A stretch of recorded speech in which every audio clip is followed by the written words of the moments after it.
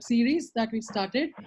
Today we have Dr. Sanjay Dixit with us, and in case Dr. Rakesh Yadav joins, they both will be moderating the session. And in a organizing this and for doing such a great job. It's really a pleasure for me to be a part of this ongoing educational effort. It is really transformational, and I'm glad that we can all get together on this forum. So today's conversation and presentations by Dr. Thachil are focused primarily on ablation, and he has put together this really nice series of cases.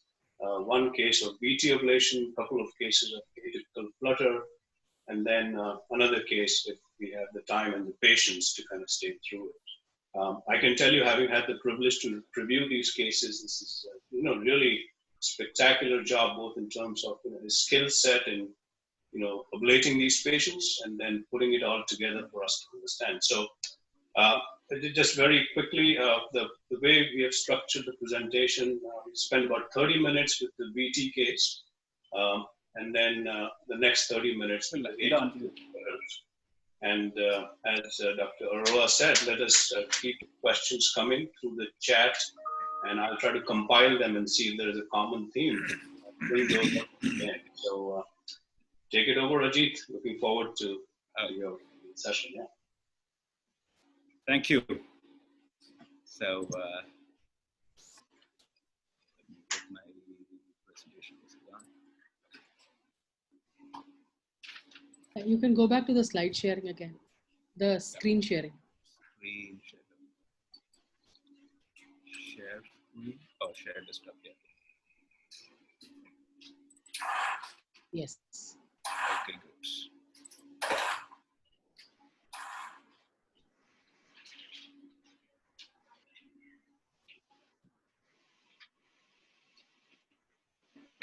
Be good to go. So, thank you once again to the IHRS and especially Dr. Vanitha for putting it together, and Dr. Sanjay Dixit for sort of molding or walking me through the cases I wanted to present. So I'll start with a case of complex VT ablation.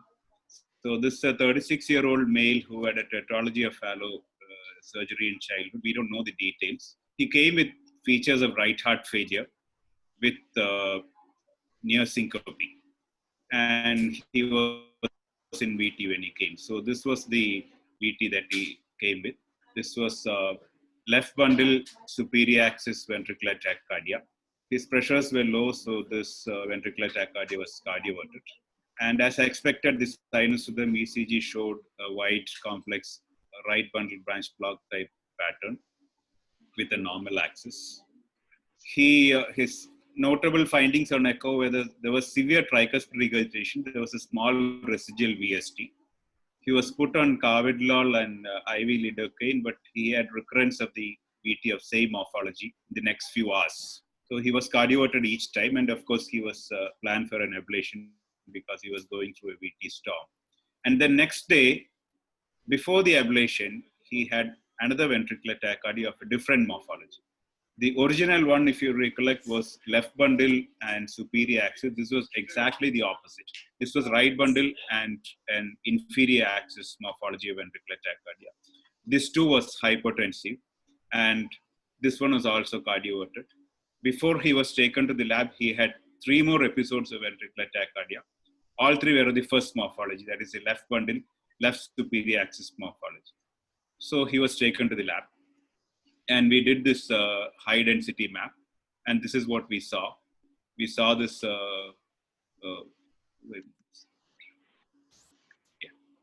we saw this huge scar in the RVOT and the covering the entire free wall. This was with a voltage threshold of 0.5 to 1.5. This is almost the entire free wall was scarred. There was also a tiny scar posteriorly. This, I believe, must have been the VST patch scar, which can sometimes be as close as this to the tricuspid annulus. And there was some intervening normal tissue here. So one important thing I want to mention here is that I used a contact force. And one of the good things was that it would have been difficult to define these things as scar without using contact force. At this point where it shows scar, the contact force is 22 grams. So that's one little point I want to say. So we went on with the mapping. And with programmed extra stimulation, we could easily induce the VT2, that's the right bundle, right inferior axis morphology ventricular tachycardia. We had just about enough hemodynamics to do an activation map. So this was the activation map. The whole cycle length was mapped in the right ventricular endocardium. And this is the propagation map. So this was the right bundle, right inferior axis ventricular tachycardia. What we see here is this. So here is that patch in the anterior part, and this thing is propagating clockwise around this patch, and then it goes behind the pulmonary valve here. After it goes behind the pulmonary valve here, it goes through this narrow area between the little VSD patch here and the area between the pulmonary valve, and then exits down. So that sort of makes sense why this has a posterior and a downward exit. So that makes sense why it is right bundle, right inferior axis. And started entraining. So this was one of the points that I entrained. And at this point, this is what we got. You can see the electrogram at the point of entrainment. This has a little bit of fusion if you really want to be a purist. So V2 has a little bit of fusion, but except for the little bit of fusion in V2, it's a perfect match during entrainment. It's concealed. And the stimulus to QRS here is 0 millisecond, as you can see. So this is somewhere close to the exit site of this VT. And so now I entrain from here, this particular part. Entraining from this particular part, this is the last pacing spike, and this is the last QRS, last accelerated QRS. So it's a long gap from the last pacing spike to the last accelerated QRS. And that is exactly the same morphology as the ventricular tachycardia. So, and this one had a post-pacing interval minus tachycardia cycling of 8 and a concealed fusion. And the stimulus to QRS and EGM to QRS are around 200 milliseconds each. So this looked like we are pretty much in the central isthmus of the V1 positive V. So we continued. And then there was this particular area which looked really good. This was the area of conduction delay. The voltage here was actually just 0.07 millivolt, and I could not capture on pacing. So this is one thing which I would like to discuss, that just because I could not capture here on pacing, that doesn't mean that that's a bad area. The signals, I think, really look good. So continued.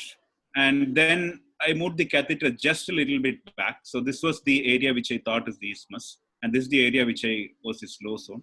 So moving just a little bit back here, and I paced, and this is what I got. The moment a pacing stimulus was there, the ventricular tachycardia got terminated. I do not see any QRS after the pacing stimulus, but the tachycardia has terminated. And then the next pacing stimulus causes a different morphology. This pacing stimulus is propagating in a totally different manner from the ventricular tachycardia. So what is happening here? Is this a good area or a bad area? I think there are two possibilities here.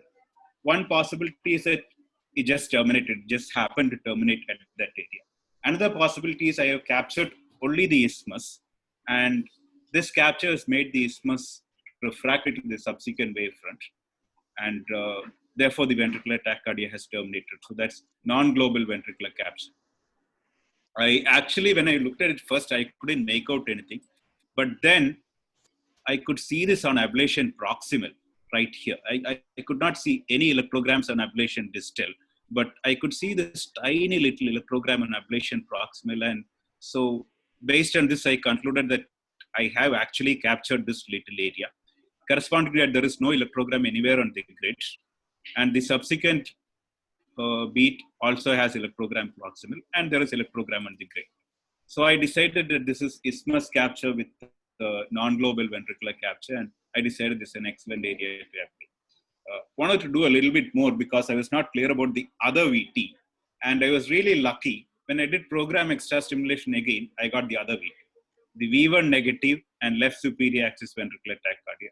This was even more hypotensive. So I did a very brief mapping, and this is what I saw. Now, the ventricular tachycardia circuit is propagating counterclockwise in the same fashion around the anterior scar. But once it reaches here, it seems to be going through the same isthmus between the VSD patch here and the pulmonary valve. So it's counterclockwise propagation using the same anatomical boundaries. I entrained a little bit of this here. So this, if you remember, was close to the exit site of the first VT. And I entrained here and I got this. This was like the entrance site, it's close to the entrance site of the first ventricular tachycardia. We had a stimulus to QRS of 172, same as EGM to QRS, and a stimulus to QRS by tachycardia cycling the 46%. So it looked like this is somewhere near the isthmus or of the VT, the second ventricular tachycardia. So if I put all that together, this is basically what has happened. The first ventricular tachycardia has come in through here, gone through the slow zone and exited here. Whereas the second ventricular tachycardia has come in here. I couldn't do any further entrainment. This was the only one I did with the second ventricular tachycardia. But I think the activation pattern is fairly clear. The next attempt at entrainment terminated and he was quite hypertensive, so I decided not to do any further entrainment. So I did the ablation during sinus, connecting this pulmonary valve to the VSD patch. I also did a little ablation lesion here because I thought this was another potential isthmus between the large RVOT patch and the little bit of normal tissue under the pulmonary valve. So if you look at post-tetralogy of VT isthmus, there are 4 types described. So this is one. That's the isthmus between the RVOT patch and the tricuspid annulus. The next one described is tachycardia going either clockwise or counterclockwise around the pulmonary valve using this particular isthmus. This is the isthmus, the second isthmus that I ablated empirically because I thought this could be a potential isthmus in the future. So this was my second empirical ablation lesion. The third is the one that we have here in this tachycardia. That is, there are 2 situations. In one situation, there is the VSD patch and there is virtually no gap between the VSD patch and the tricuspid annulus. But there is a gap between the VSD patch and the pulmonary valve. So that was the situation we had here. And the fourth situation is, there is a gap between the VSD patch and the tricuspid annulus, and that becomes the isthmus. So this was the situation that we had here. And subsequently, I put a dual chamber ICD, put him on beta blockers, got the VSD closed. So this was done on September 2nd. This was a Medtronic Inlexa DR. On December 10th, he presented with multiple. Actually, if I may interrupt you, maybe we should take a pause here to get the audience. Yes, we should. Talk a little bit about everything that you've shown of the ablation. Yes, please, let's do that. Yeah. So while people are warming up, just want to make a couple of points. Excellent case. Classic textbook, which you hear about all the time, but seldom get to see it. So this is a really, really great case. And a few things to pay attention to. So we conceptualize anything that's coming from the RV as necessarily having a left bundle branch block morphology. And even if they have right bundle branch block at baseline, the ventricular tachycardias typically have a left bundle branch morphology. And whether it's septal or free wall, the only difference is the transition. But here, even when you are having the ventricular tachycardia on the free wall side or on the septal side, on the free wall side, it's a left bundle, but the inferiorly directed one has a right bundle, which speaks to the amount of scar you have on the free wall and the forces are traveling over the left ventricle to come around. So if you weren't aware that this person has the tetralogy of Fallot, you could probably look at the first VT and say that this is coming from the mitral annulus. Lead 1 is negative, it's inferiorly directed and completely right bundle branch block with no transition. So that's a fallacy that people oftentimes get into in trying to predict where the tachycardia is. The examples that you showed of entrainment, and those are really, really cool examples. I think as a purist, we really have to kind of look at concealed fusion for its entirety, which means the example that you showed, there isn't concealed infusion. We talked about this for that site which you're calling the exit. So by definition, that is an outer loop, but that is a close approximation of the exit site. And so when you're trying to do VT ablations in a hurry, oftentimes the outer loop is what I treat as the equivalent of an exit. And sometimes you don't get an isthmus, but even an entrance site or an inner loop site could be the surrogate for an entrance. So it broadly allows you to categorize the way the activation wavefront is traveling. Now you've done a much better job in trying to really define the isthmus. And then the last point I wanted to make is when you are doing entrainment in the QRS, of course, is the perfect place to look for concealment or not, whether it totally mimics the native QRS of the VT during entrainment. But sometimes I even find intracardiacs very helpful, in particular the RV catheter, which we deploy in all our cases. So if you're doing entrainment and you look at the surface EG, it looks great, but you also focus on the RV catheter. The RV catheter, if it looks exactly the same during your entrainment as it does during the VT, that's another sign of intracardiac concealment. So if for whatever reason there is noise on the ECG and you can't really make out things, or in this case, there's a pacing spike on the ECG QRS complex, and it can sometimes distort things. That's another a part of your recording equipment that can help. And then let me see, there are some questions from the audience. So one question is from Dr. Narayanan about the mapping system for high density mapping. Which system did you use? So that was the HD grid. I used the St. Jude HD grid. And you use that because that's something you like, or is there something you find better than the other systems? I have not used the other systems at all. So I don't really know a comparison between the systems. I use it because I use the NAVX system. So this is the only high density system I have used. I don't really have a personal experience of comparing between different systems. Okay. There's another question. When you entrained on without capture with terminated, means you are in narrow isthmus and ablated there in first instance. This is from Dr. Ramdev Yadav. Absolutely right. But I just wanted to go after the second VT also. Remember, that whole thing was only for one morphology of VT. So that was enough evidence to ablate that VT, but I wanted to go after the second VT. That's why I did a programmed extra simulation again, and I got lucky. The second VT just showed up at the second time. No, I don't think you should minimize your effort. You didn't get lucky. You did a great job. There's another question from Dr. Kumar Narayanan. How long did it take to create the maps? Did you try reinduction after ablation? It took about 20-25 minutes for the first map. The second map I limited to about 5 minutes because the pressure was really low. I did try a reinduction, very aggressive reinduction, and it was not inducible. Excellent. Just a couple of points to make, Ajit, in terms of that area in this isthmus when you said that you could not capture at high output. What was your high output? That was actually 15 at 4. It's really high. Really high output.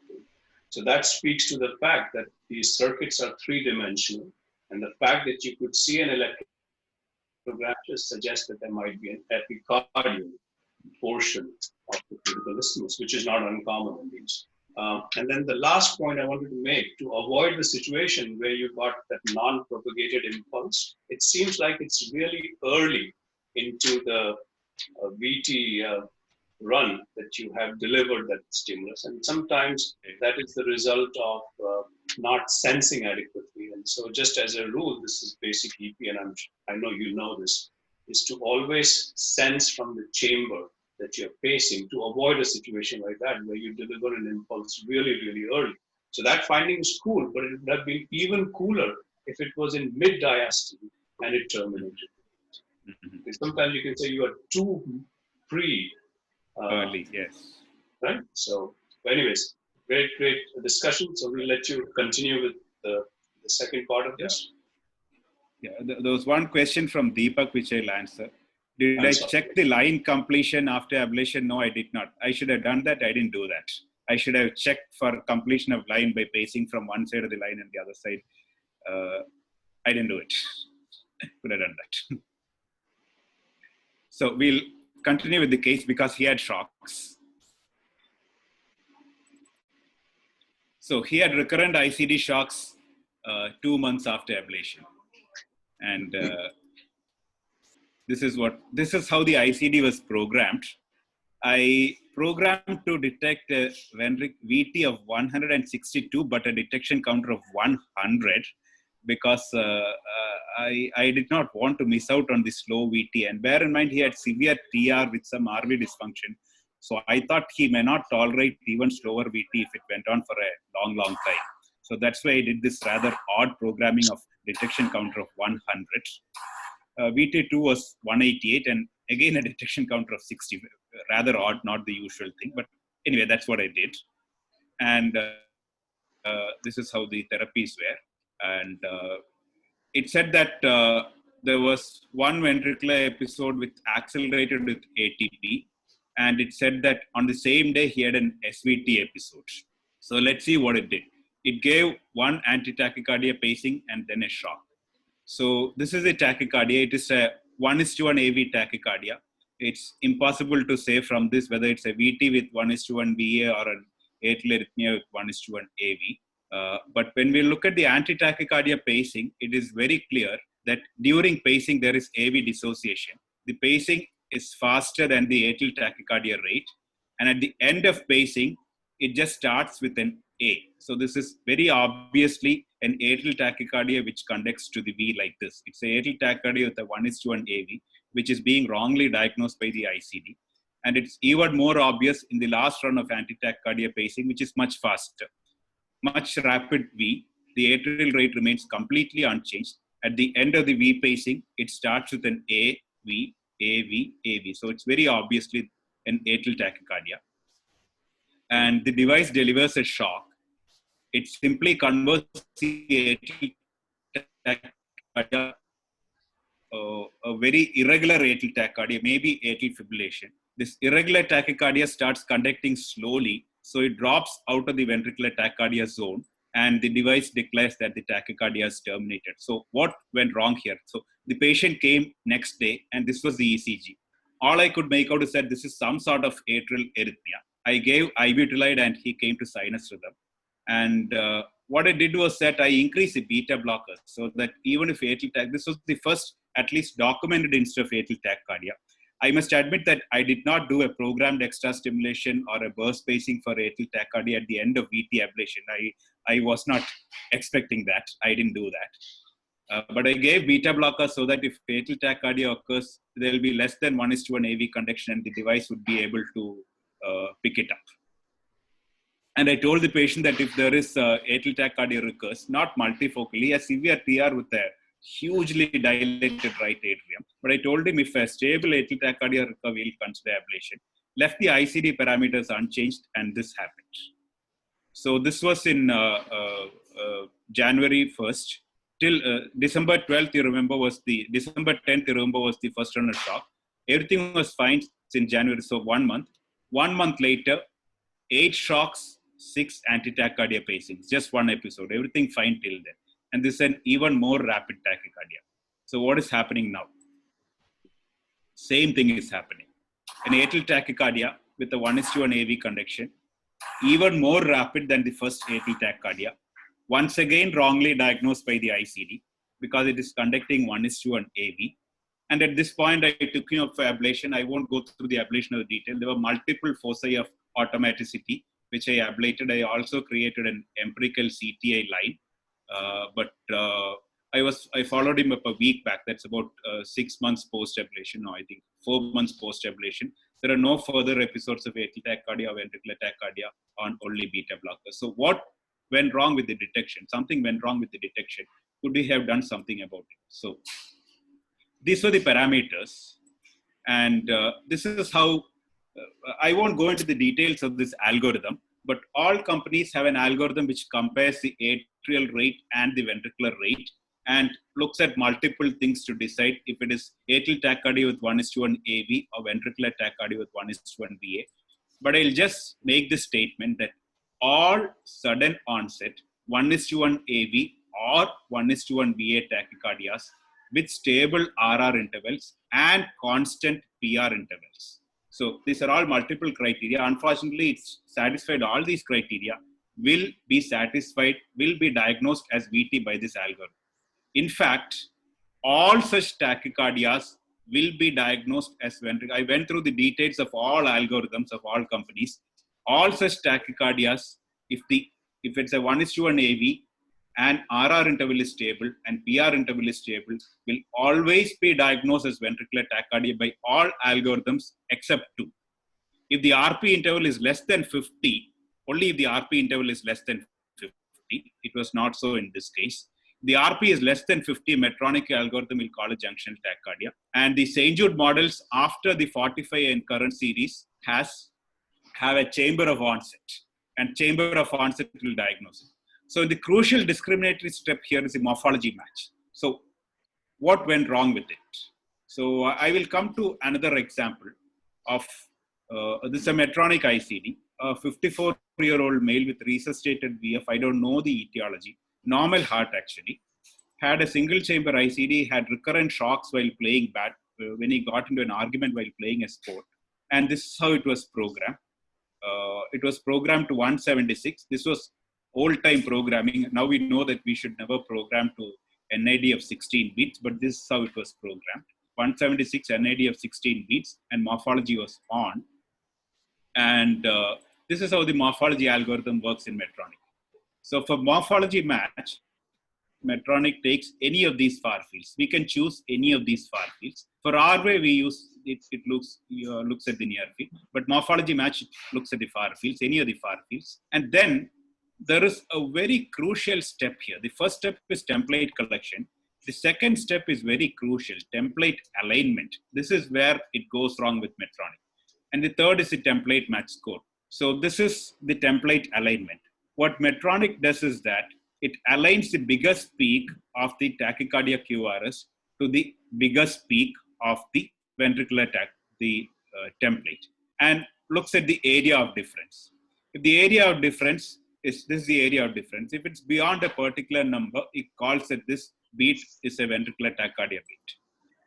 And the match percentage is calculated like we all know.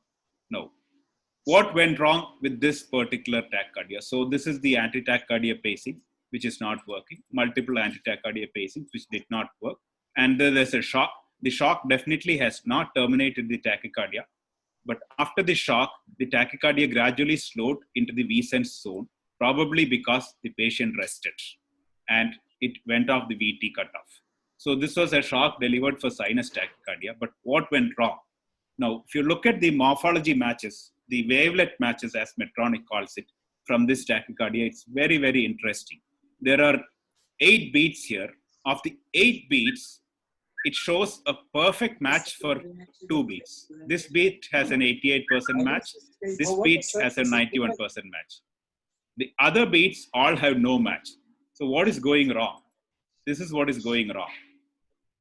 In the beat with the 88% match, the first peak of tachycardia is aligned with the first peak of the template. In the beat with the 40% match, the first peak of the tachycardia is aligned with the second peak of the tachycardia is aligned with the first peak of the template. So it's totally wrong. Here the first peak is aligned to the first peak. Here the first peak is aligned to the second peak. This makes all the difference. Why does it happen? Because the amplitude of the peaks keep varying. Sometimes the first peak is biggest, sometimes the second peak is biggest, as in this case. So this is the big Achilles heel of the Medtronic morphology match algorithm, because the highest peaks are always aligned. So if you have a dual peak electrogram with 2 peaks of very similar height, but slight variation in height, this algorithm is bound to fail. Very easy to troubleshoot this.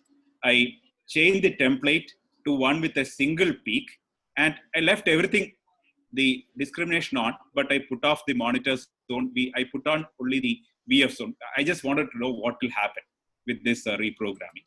And the patient came back with sinus tachycardia, which was appropriately diagnosed as sinus tachycardia. The templates match perfectly. Why? Because now all the templates have only one peak, and that single peak is aligned perfectly, and the match is perfect. So it is not uncommon to see this. This is sinus rhythm, okay? This is sinus rhythm. It is not uncommon to see this in sinus rhythm in Medtronic ICDs if you take dual peak electrogram. This is sinus rhythm. One beat has a match percentage of 0. The next beat has a match percentage of 85. Why? The beat with the match percentage of 0 has the second peak, which is biggest. The beat with the high match percentages have the first peak that is biggest. So the moral of the story is, do not use an electrogram with 2 peaks if you are using a Medtronic ICD. So ideally use an electrogram like this, which has only a single big peak. So this one, this particular morphology electrogram has a perfect match, 88% to 85 to 88% during sinus. But I would not use this template because it has these 2 peaks which are of nearly same amplitude. This is asking for trouble if we use this template for a morphology. So use this sort of a template for morphology, which has only a single peak, and also pay attention to this, the EGM display scale range. So if you use this sort of an EGM, it's going to be poor. It's going to cut off. It's going to cut off during the tachycardia. So what Medtronic recommends is 25% free space here and 25% free space here. So that is made by using this EGM display scale bigger. Just make a display scale. You have some gap here and some gap here. So that is what I want to say here. In Medtronic, if you use a single peak high amplitude template with adequate EGM range, it usually performs very well. And if there are PVCs present during interrogation, do not forget to look at the match percentage of the PVC with the sinus beats. So we can choose all this in Medtronic. What about others? We cannot do this in some of the other companies. With St. Jude, we can do most of this. But the big problem with St. Jude is, you look at this. This is from a St. Jude ICD. This is from a current PR. Look at this.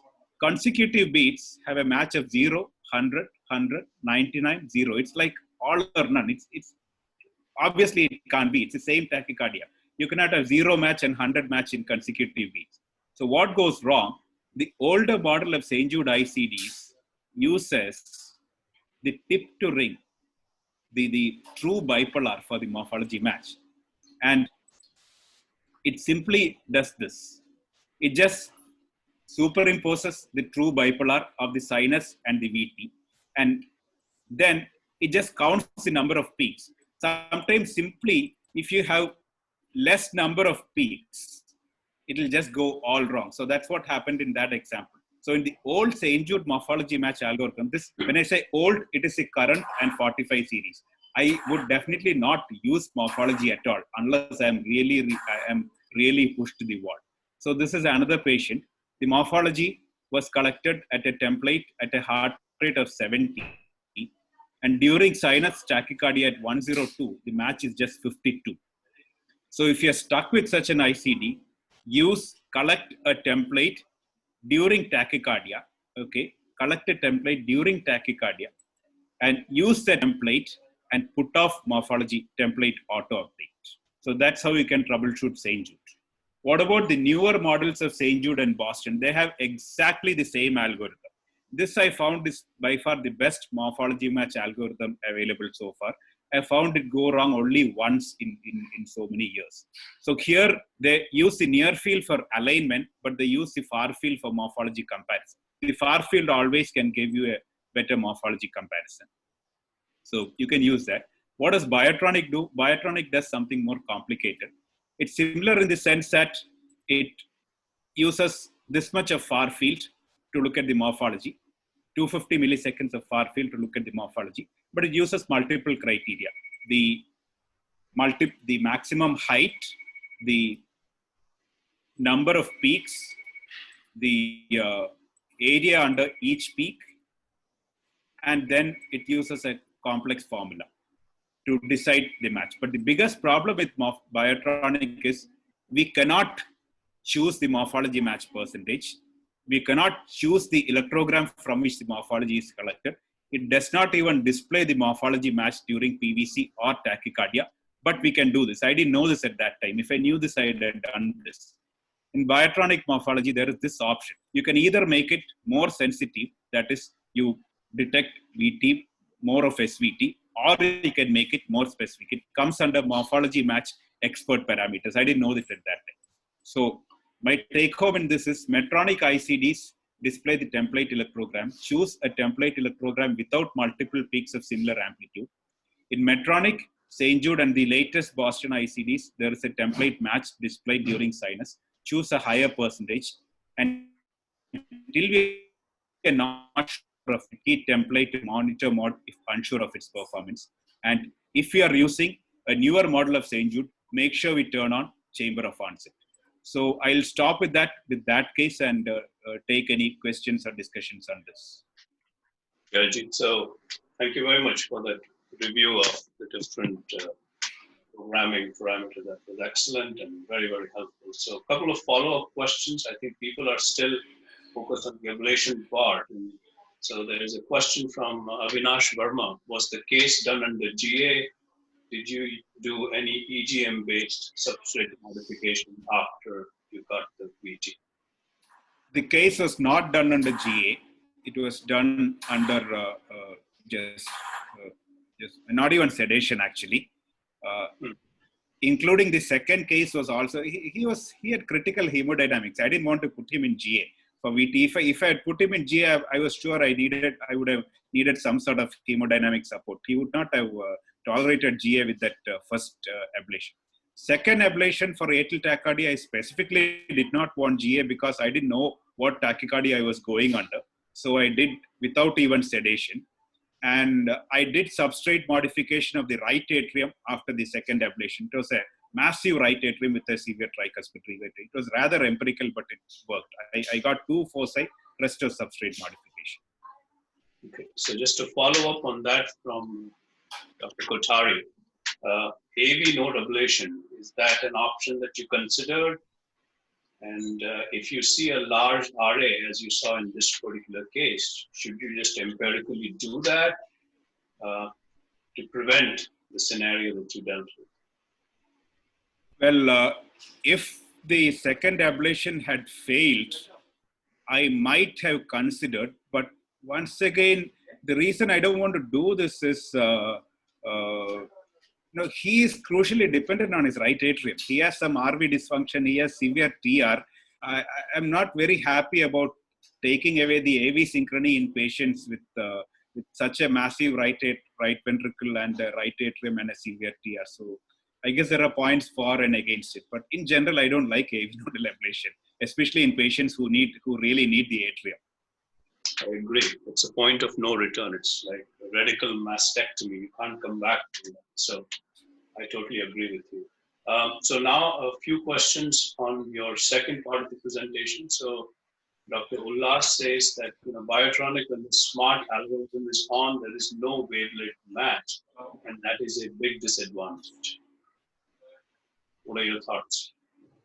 Completely agree. In biotronic, you can choose either smart or wavelet. You cannot choose both. So it is a big disadvantage. Completely agree.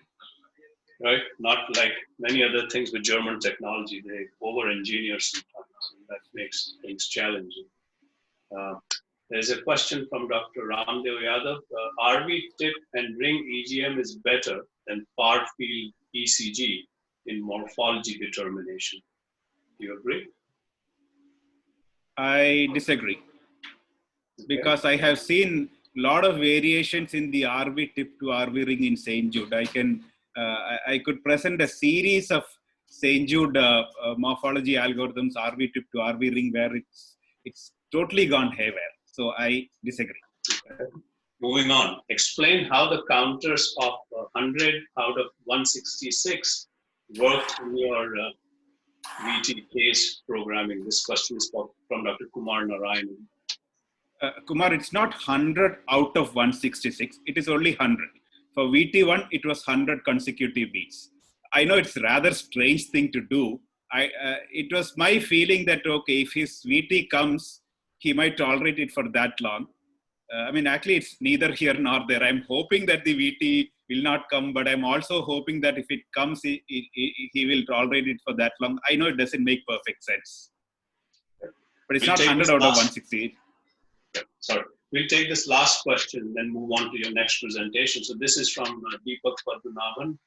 Did the EGM change with addition of antiarrhythmic drugs, especially pre-VT and post-VT ablation for the morphology match? I think this is a very interesting question. Yeah, this is an excellent point from Deepak. I would have loved to see the EGM. The problem with Medtronic does not show the morphology match EGM. That's a real big thing I have against the Medtronic morphology match EGM. All the others show you that EGM. You can look at the electrogram. Like in Medtronic, you can look at the electrogram. Medtronic, they don't show you the electrogram. They don't show you what percentage it matches. It is very much possible that it changed. Your question is very valid, but with Medtronic, you cannot answer that. With Medtronic or with St. Jude, you can see the EGM and you can answer that. And there's a follow-up from him about the issue with proximal ring, which is not fixed in the heart. And so the movement of that can also change the morphology of the EGM, the relative location of that makes sense. That makes sense.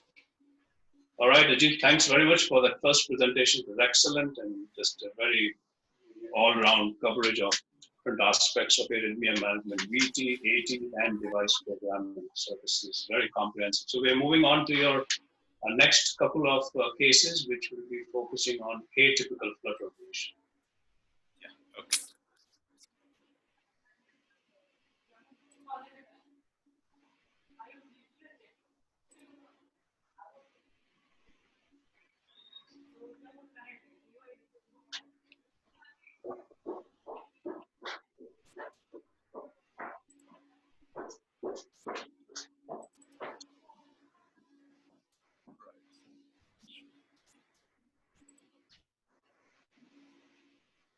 Okay, so I'll make this quick because I just want to discuss a few points.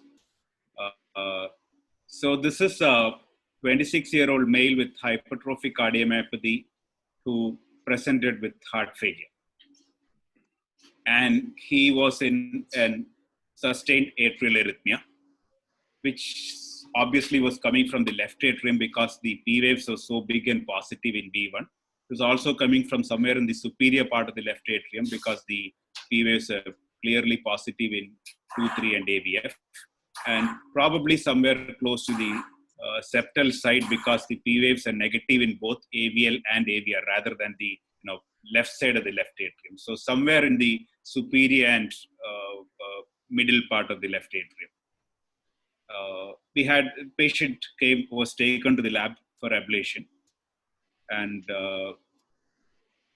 it's not surprising that the coronary sinus activation was from here to here, from the LF revolve was being activated from superior to inferior.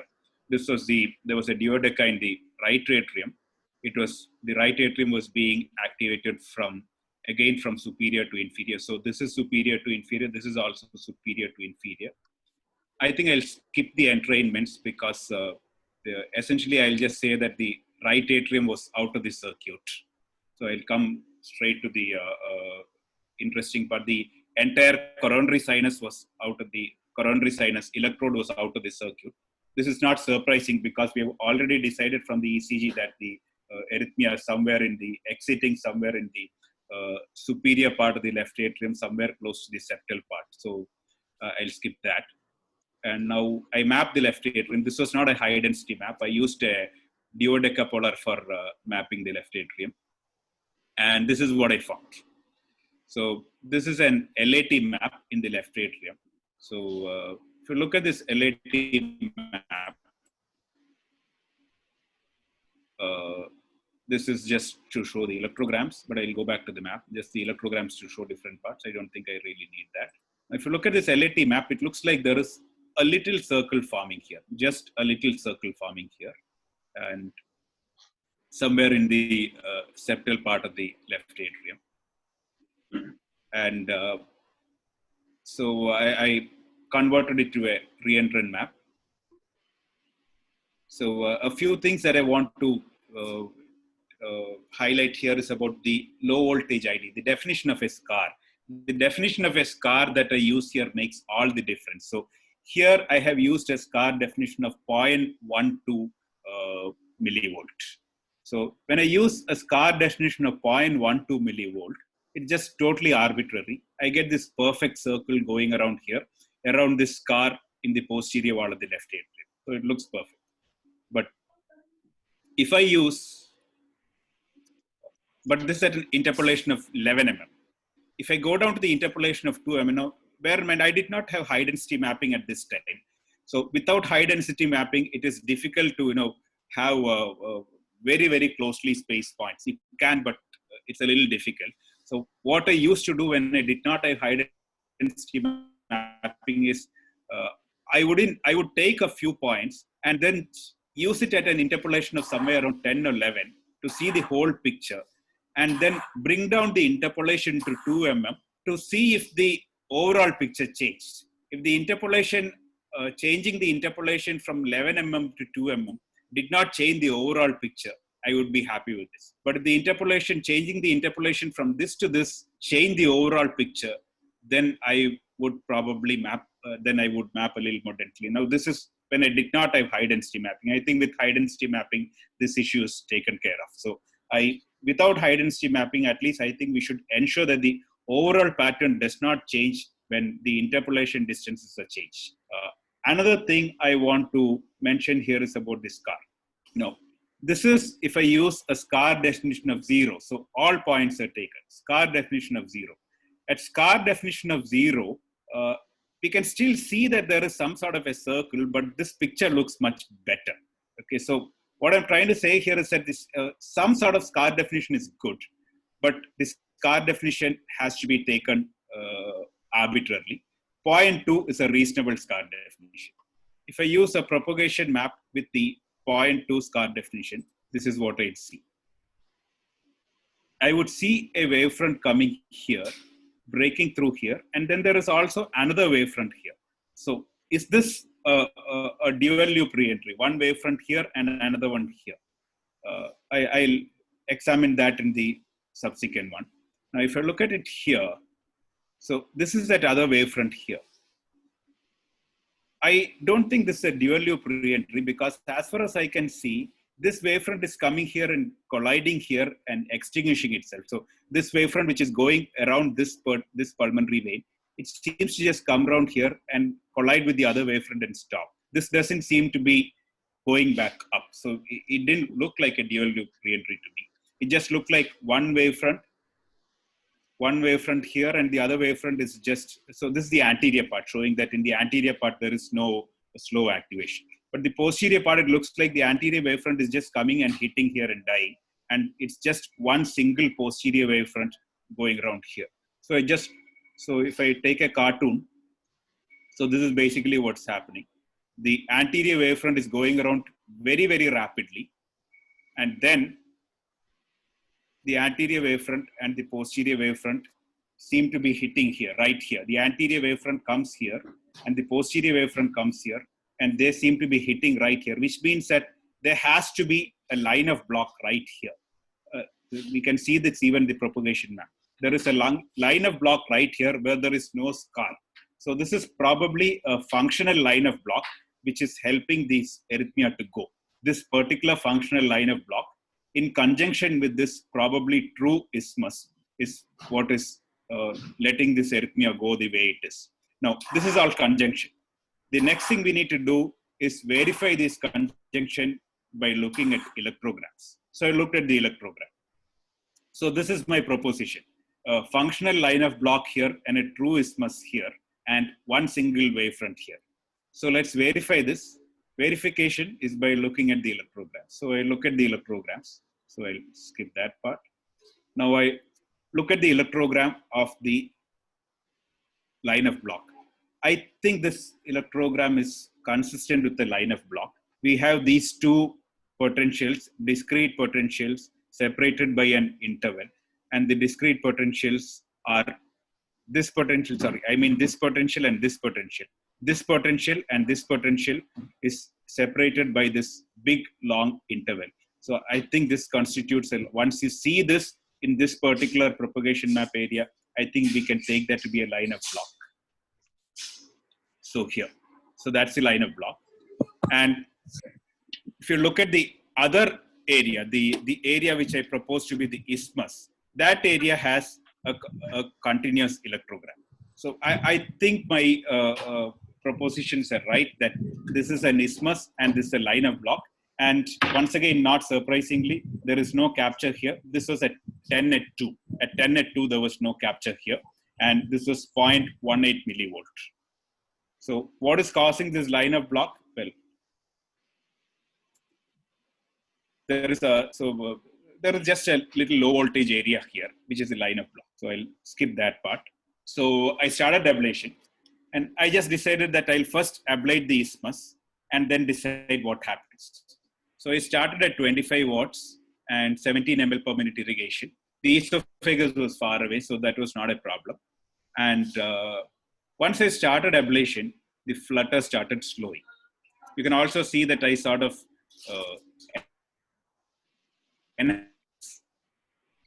line of block. I was not sure it's a functional line of block or a structural line of block. I wanted it to be a structural line of block.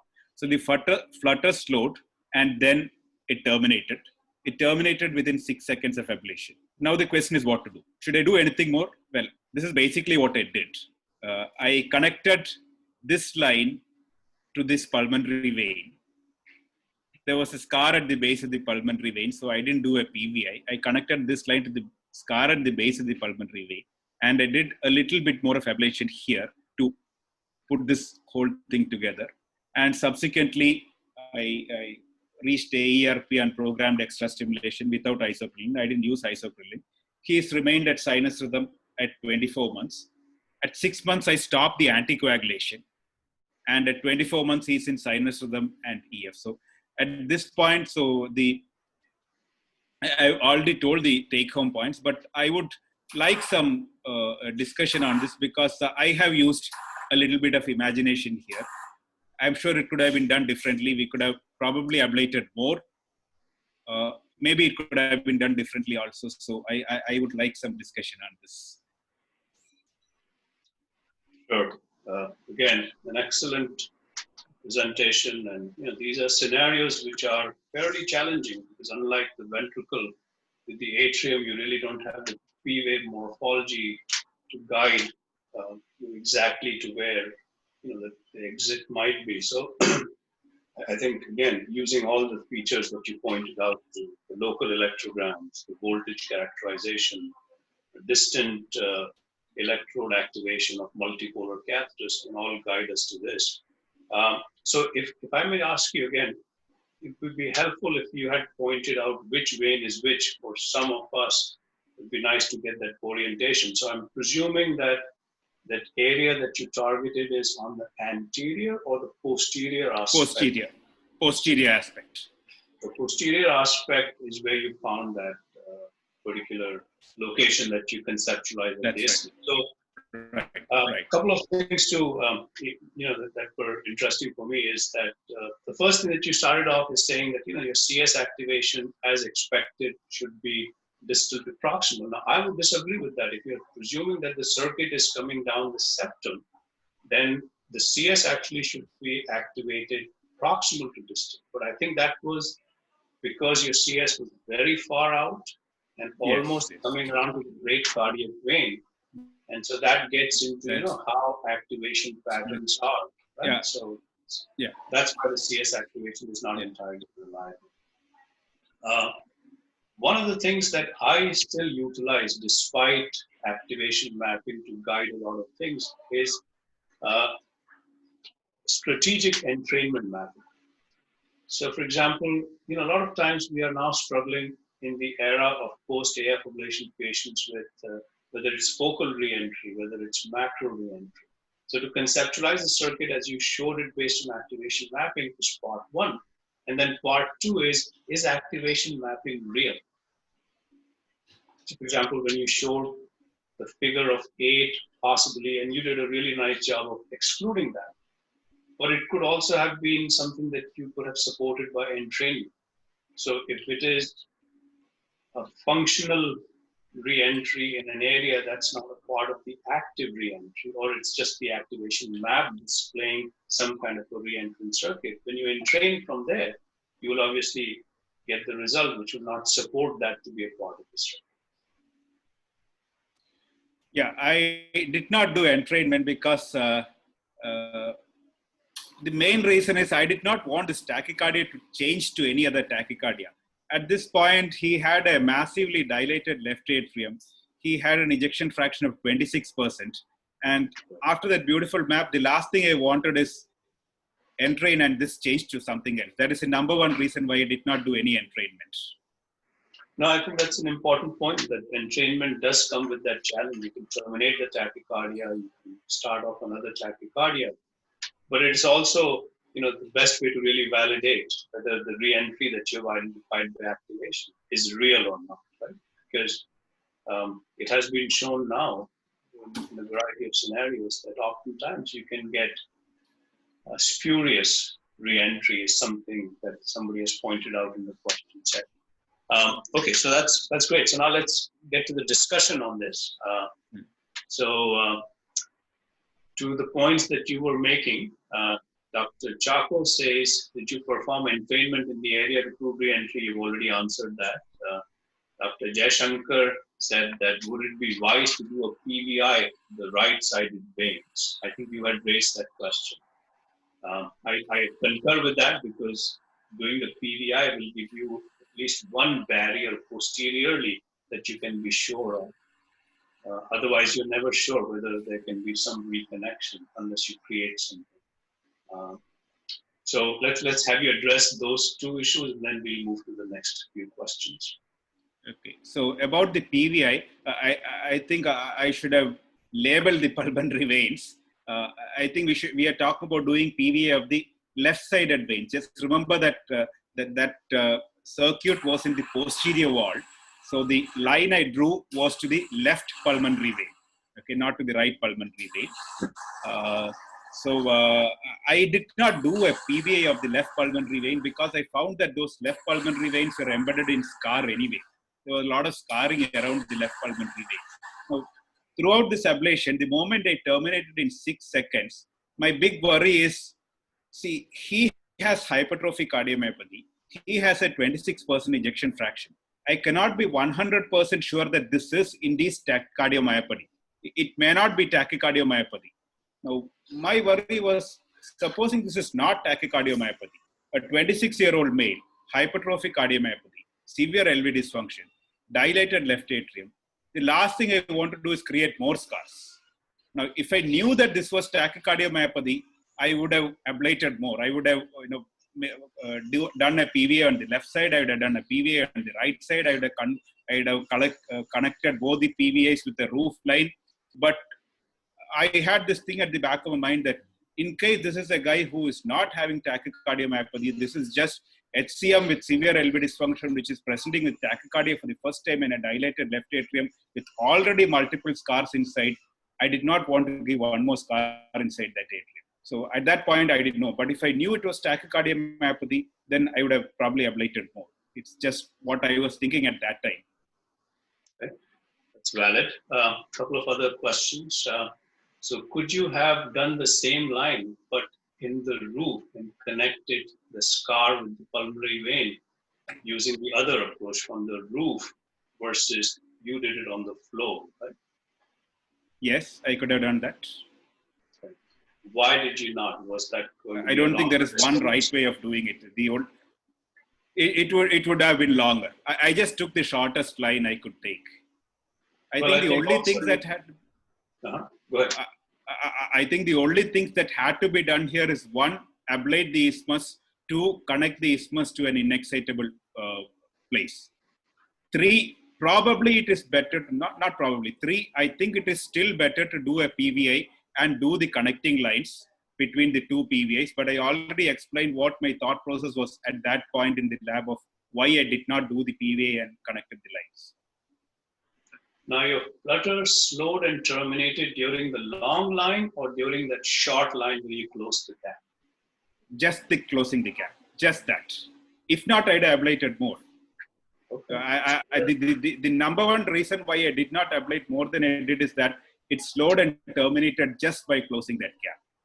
Well, so that answers the question, right? So you chose the posterior approach because that's where you terminated the flutter and that's where you conceptualized the isthmus. So you were just reinforcing that. Dr. Roshan has a very interesting question.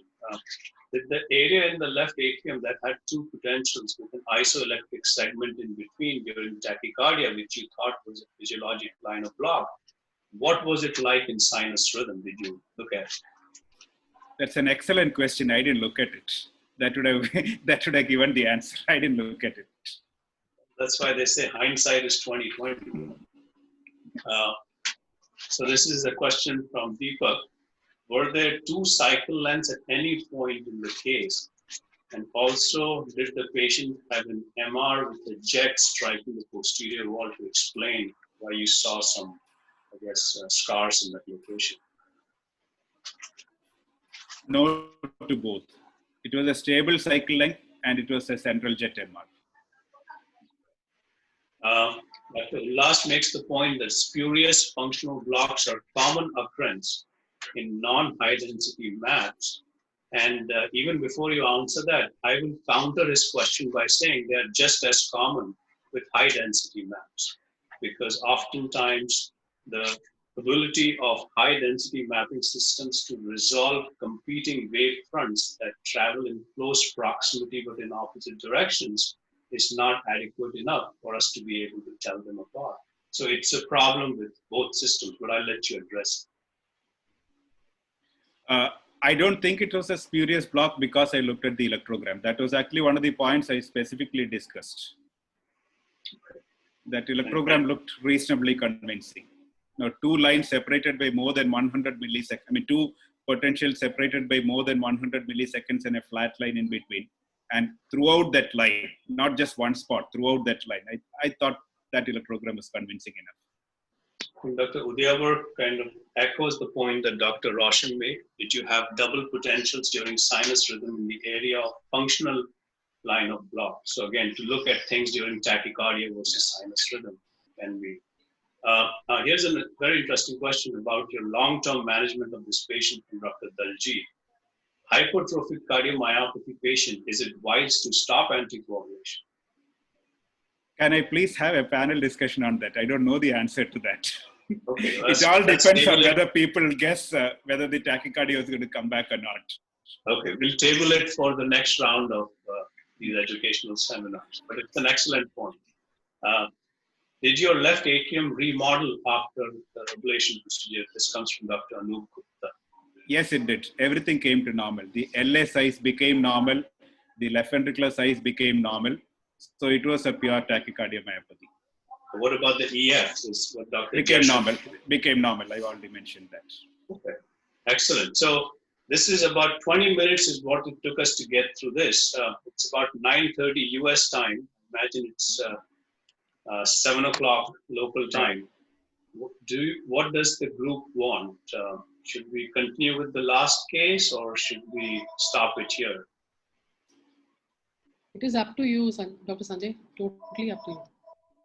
I mean, I think Ajit has spent a lot of time putting this together, and I think the next case kind of highlights some of the points that were made here. So Ajit, why don't we do this like a 10-minute presentation? Sure. Yeah, we'll make it quick and discuss only the relevant points. Now, while I'm getting it up here, Dr. Sanjay Dikshit, could you talk about the definition of normal voltage and scar in left atrium, especially in hypertrophic cardiomyopathy versus a normal heart?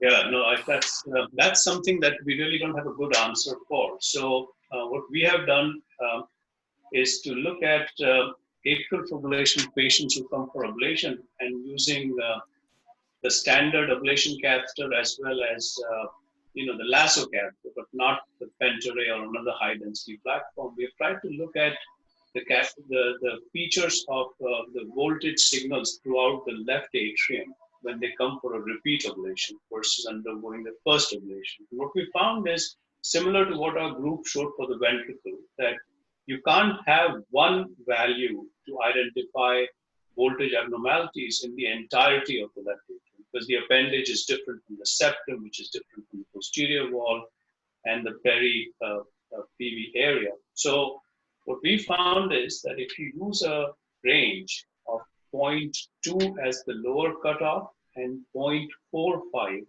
as the upper cutoff, then you are able to characterize abnormal signals and dense scar for patients undergoing repeat ablation. So ablation-related scarring, 0.2 tends to be a good representation for identifying anything that is dense will show up as red, which will be below 0.2, and anything between 0.2 to 0.45 will be abnormal, and typically anything more than 0.45 millivolts is healthy tissue.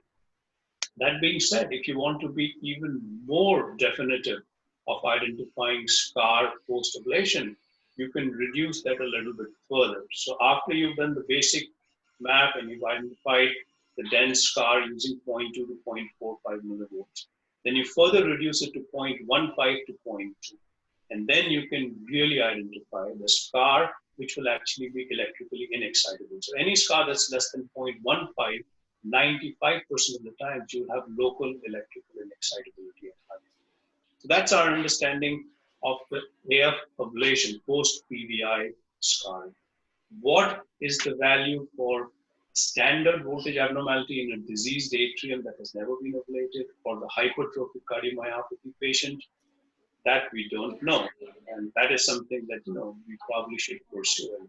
And some of the work that you are doing, we should try to collect that series and come up with this. But 0.2 to 0.15 is what will identify chronic scar from ablation fairly reproducible. Okay, so I think I'll move on to the next case now. I'll just highlight the one point that I want to highlight. That's the difference between high density mapping and conventional mapping in a particular case. So here we go.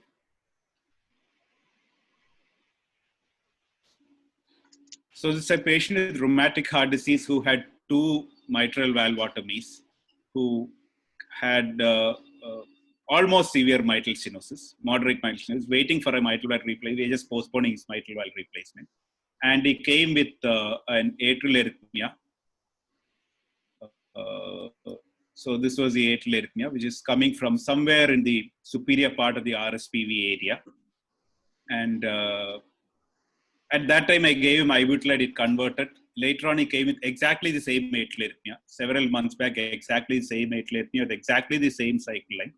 And mapping was fairly reasonable. I'll skip this part. So this is what I got here with the high density map. The entire cycle length is covered right here. Just right here, just one little spot has covered this entire cycle length of the arrhythmia in a small area of the left atrial group just outside the RSPV. And these are the signals that I have. So these signals, mind you, are at the maximum amplification, okay, 0.1 millivolt per centimeter. That's the maximum amplification we can do.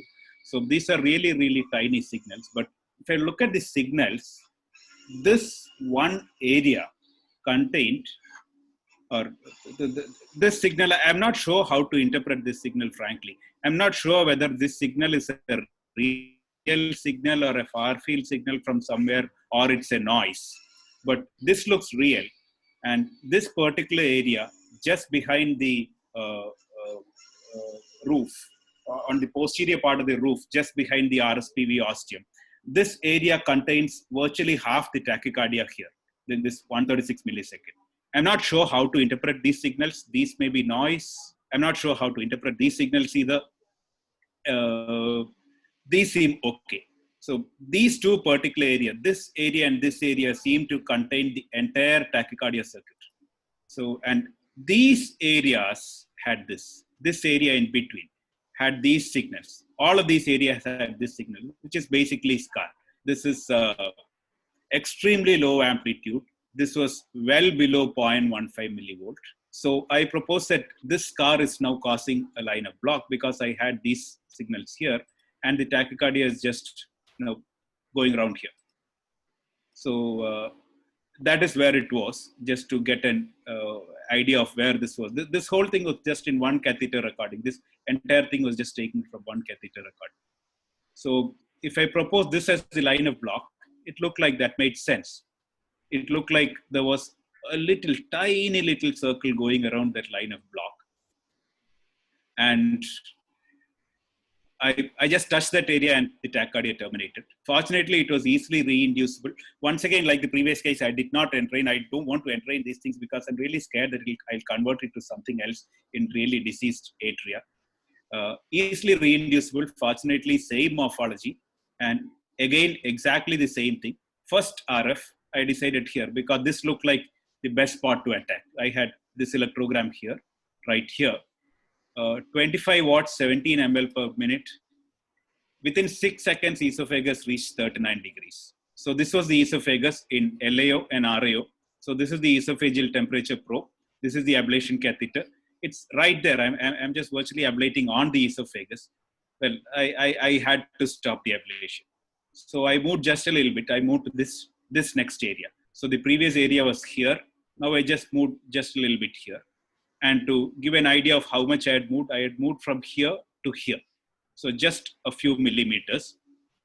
So this time I started at 20 watts. And fortunately, the temperature did not go up. There was an interesting phenomenon of cycle length alternates when I started the tachycardia. So this was the original tachycardia, the short cycle, long cycle. So obviously it has more than one isthmus. It has more than one route which it can take to come out. When I'm attacking one route, it is going through the other route.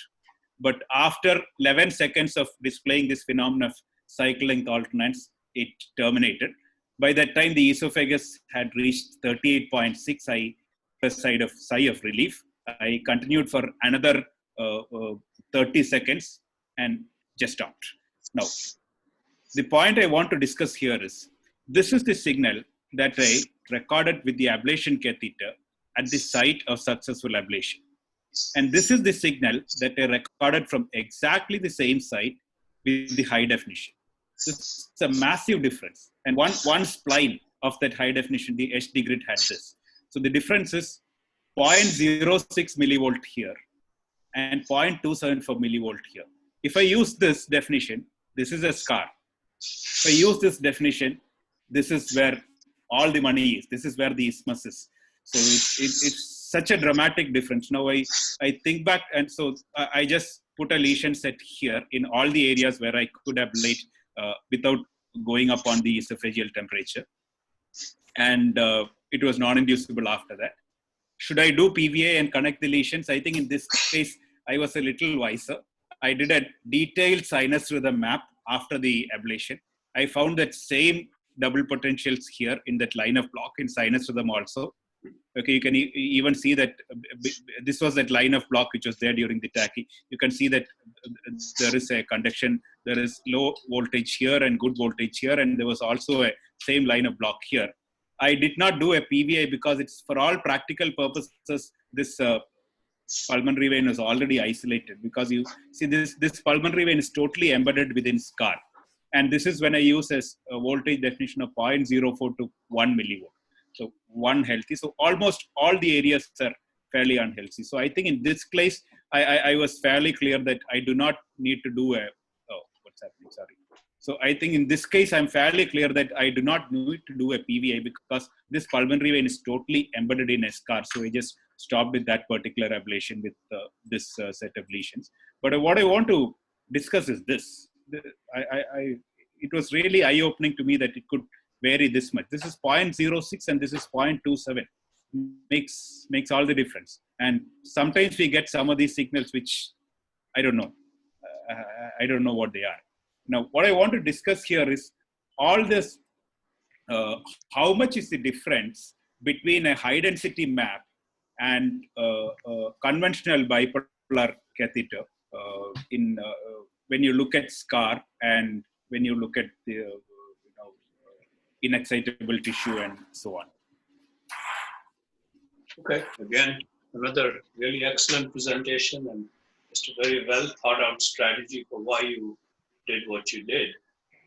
So some of the questions that have been generated both for the previous case and they can also tie into this case. So Dr. Ramdev Yadav has asked whether an MRI can be helpful in detecting scar, and there was a response.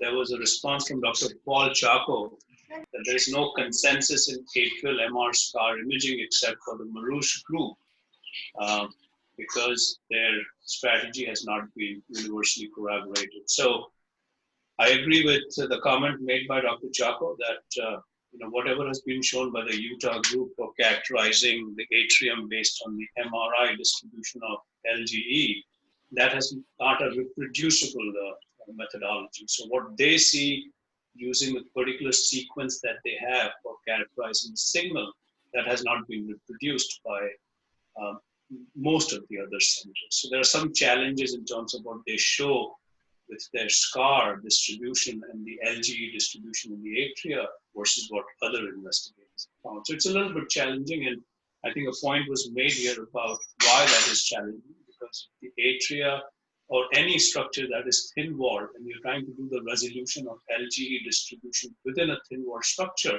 then the signal resolution is not as good the thinner the chamber is. So you need a certain magnitude of the myocardial thickness to be able to separate LGE distribution within that. So thinner the chamber, the harder it gets. And so some of the other things that are being discussed in the forum is what you showed. This comes from Haigrave Rao. Could it be a focal tachycardia with micro reentry? So what do you think? It's the same thing. It's the same thing. What a lot of what we call focal, like, I think if I had used a conventional mapping catheter here, this would have shown up as a focal tachycardia. Because I used that high definition catheter here with those signals, it looked like a reentry. I think finally many of those so-called focal tachycardias are actually micro reentries. So I think it's just many focal tachycardias are actually micro reentries. Well, as a purist, the only way to prove that is by resetting. So if you're talking about reentry and focal, I think we are mixing up the terms. The way focal is conceptualized, and this is where, definitions are evolving. Focal means presumably it's an abnormality of impulse formation, whether it is something to do with abnormal automaticity or triggered activity. That's what a focal tachycardia generally means, right? And re-entry obviously is re-entry. And so micro re-entry should show the same response where you have a resetting curve or something like that. Now it's easier to say it than to actually demonstrate it, because all the things that you point out, the tachycardia can terminate, you can start a different tachycardia, but that's really the only way to establish it. Now, your mapping tool has really shown that with high density mapping, you can characterize a little area and show the activation patterns. And I do believe that the line of block that you showed in the tachycardia spinning around that makes sense. So it should be a re-entrant rhythm. The difference between micro and macro generally comes down to the dimension of the circuit. I think by convention, anything that's within 1 centimeter is considered, or I think half a centimeter. Don't hold me on that, but I think it's something like that. That is conceptualized as micro reentry, and anything more than that is macro reentry. So that's where you have to do entrainment from different sites to see which parts of the circuit are in what you would call the zone of reentry. Now, one of the things that I generally use when I'm doing entrainment, and I do entrainment a lot, and I always do it together with activation mapping.